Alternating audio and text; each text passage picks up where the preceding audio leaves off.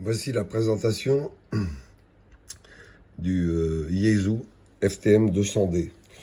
Alors, il s'agit d'un émetteur-récepteur VHF-UHF, également FM et également C4FM, c'est-à-dire système numérique de transmission. Donc, dans la boîte, nous trouvons le mode d'emploi en langue française. Il y a évidemment le poste par lui-même, la face avant avec son câble de liaison, le micro qui se branche sur le corps du poste ici. La face avant se branche également sur le poste ici, voilà. Et ensuite vous passez le micro sur le côté et vous en clipsez la façade, voilà, sur le poste, comme ceci. Voilà, le micro il sort sur le côté et le clips de façade se clipse sur le côté ici. Voilà. Ok. Donc il est livré évidemment avec le support micro, un ou deux fusibles supplémentaires, la visserie,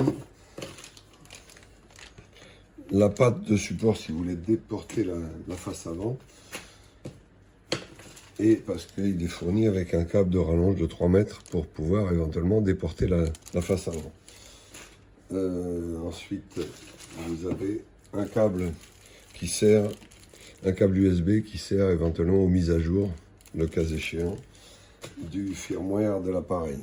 Il est fourni aussi, bien sûr, avec un cordon d'alimentation 12 volts, avec fusible 15 ampères sur les deux phases, et qui se branche donc à l'arrière de l'appareil. Donc on va le connecter au 12 volts pour le mettre en route. Voilà.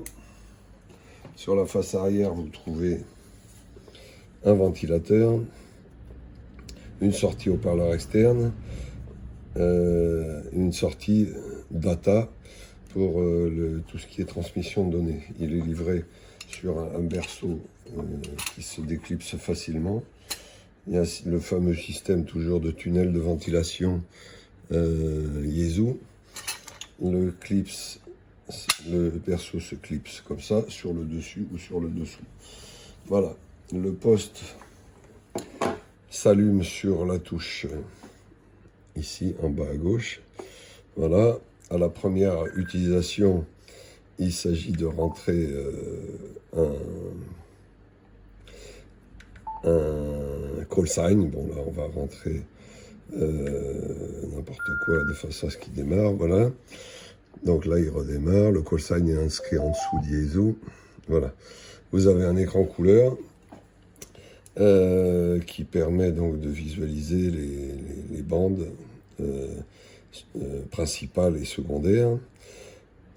Vous avez le réglage ici de la bande principale, et pour passer sur la bande secondaire, vous appuyez sur AB ici, et vous êtes sur la bande secondaire. Voilà, vous pouvez appuyer ici pour changer les pas de fréquence plus rapidement. On va lui mettre une charge fictive si on passe en émission quelques secondes. Voilà, donc on peut utiliser le micro pour passer en émission. Vous avez un témoin sur le micro de passage en émission. Et vous pouvez, là je suis passé en mode numérique, et là vous basculez sur la bande A ou la bande B, et du coup vous émettez sur la bande que vous souhaitez. Voilà, donc les principales fonctions, donc là c'est pour changer les bandes que vous voulez écouter, y compris donc la bande aviation en AM. Voilà, là c'est les modes numérique automatique, numérique seul, FM, seul. Là, vous pouvez incrémenter des mégahertz directement, rapidement, ici. Voilà, et après, vous choisissez les plages de fréquence ici. Voilà. Pour accéder au menu, vous avez des menus rapides en appui bref sur la touche F. Et vous naviguez dans les menus, hop, scan, type de squelch, la puissance. Voilà, puissance, vous choisissez low, mid ou height, et puis après vous validez en appuyant sur le bouton ici. Et pour les menus, pour revenir en arrière, vous appuyez sur la touche F, et pour les menus plus détaillés, bah, vous appuyez sur la touche plus longuement, et là vous avez toutes les fréquences que vous pouvez taper, choisir en direct ici, voilà. Ou bien alors tous les menus, éclairage de l'écran, les couleurs de l'écran, etc., etc. Vous avez aussi la possibilité d'afficher le mode bandscope plus ou moins large, plus ou moins étroit, etc. Voilà, pour sortir, vous affichez ici, display, voilà, là vous êtes en mode bandscope et vous avez l'affichage des fréquences adjacentes qui s'affichent là sous forme de trait, façon analyseur de spectre. Voilà, après vous réglez le squelch ici sur le bouton squelch, voilà. Voilà, hop, là, et là vous réglez la fréquence. Et là, vous réglez le volume, vous voyez la barrette qui monte ou qui descend. Voilà. Hop, si vous voulez revenir en affichage double. Alors, il faut savoir par contre que lui, c'est un appareil qui est en mode alterné, on va dire. Donc, vous avez l'affichage des deux fréquences, mais elles ne fonctionnent l'une ou l'autre. Donc, vous alternez la bande du bas ou la bande du haut, mais vous n'avez pas une double réception vraiment simultanée. Là, vous avez les entrées en mode mémoire.